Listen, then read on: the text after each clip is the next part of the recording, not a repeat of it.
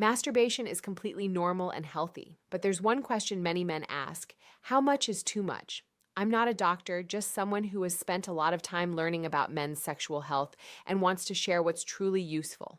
And honestly, masturbation is a safe activity that can even help reduce stress, improve sleep, and boost your mood. But like any habit, if done incorrectly or excessively, it can still cause uncomfortable problems that many people don't expect. And in this video, I want to talk about the 3 most common habits that can harm your sensitivity, erectile function, and even your sex life. Habit number 1, prone masturbation, easily causes reduced sensitivity and erectile dysfunction. Many people have the habit of lying face down during masturbation, lying prone on the bed, rubbing against a pillow, mattress, or hard surface. It sounds harmless, but this habit can easily lead to decreased libido, difficulty reaching orgasm, erectile dysfunction. A study of 2,600 men with premature ejaculation found those who masturbate prone or through clothing have a higher risk of erectile dysfunction. Why? Because this type of stimulation is too intense, too different from real intercourse, so the body gets used to the wrong way. Habit number 2, death grip, squeezing too hard, gradually losing sensation. This is the habit of using very strong force during masturbation. When you squeeze too hard for a long time, your body will experience reduced sensation in the penis, have difficulty reaching orgasm during intercourse, need stronger force to achieve climax, fall into an increasingly worse cycle. A study of 500 men with delayed ejaculation found 37% had idiosyncratic masturbation habits that were too intense or impossible to recreate during real intercourse. It's not just about hand pressure, but also excessive speed. Special positions like lying prone, objects that are too hard or create too much friction, porn or fantasies that cannot be recreated during intercourse, all of these cause sensation to be misaligned. Habit number 3, it's not always your fault. Sometimes it's physical. Many other factors can also reduce sensation during masturbation or intercourse. Low testosterone, antidepressants, diabetes, pelvic or pelvic floor injuries, alcohol consumption, stimulant use, excessive sitting, especially for office workers, excessive cycling, leading to compression of pelvic floor nerves. Don't rush to conclude you're broken without considering all these factors. And here's the most important part, what many people worry about: can I fully recover?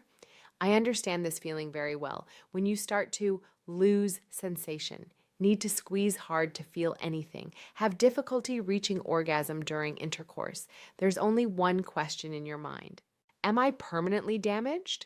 And this is something very few sources explain clearly, but I want to share it as clearly and simply as possible. Question 1, can sensation be recovered? Yes. Most cases can recover almost completely, because these problems mostly come from habits, not permanent damage. The brain and sexual nervous system have the ability to relearn. Question 2, how long does recovery take? Here's the timeline most people experience. 7 days. Sensitivity begins to increase slightly, easier erections. 14 days. Reduced dependence on death grip. Sensation from light touch becomes clearer. 30 days. Recovery of about 50 to 70% of sensitivity during real intercourse. 60 days. Many people recover almost completely from 80 to 100%. This timeline is compiled from real feedback from thousands of people plus clinical data on habituation. Question 3. What if you've used death grip for 5 to 10 years? Good news, recovery is still possible, but it will take longer because your brain has been used to the old stimulation pattern for too long. It's like listening to one song for many years. To switch to a different song, your brain needs time to reset. Question 4, why do we need a timeline? Because without a timeline, you will easily panic, think your body isn't responding, give up halfway, return to death grip by week 2. But when you know each stage clearly, you'll understand. Your body is recovering. It just needs the right amount of time.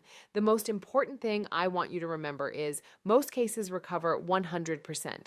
It's not because nerves are dead. It's not because your penis is broken. It's just that you've trained your body one way for many years. Now you just need to retrain it. Like going to the gym. No one loses muscle permanently. You just haven't trained with the right technique yet.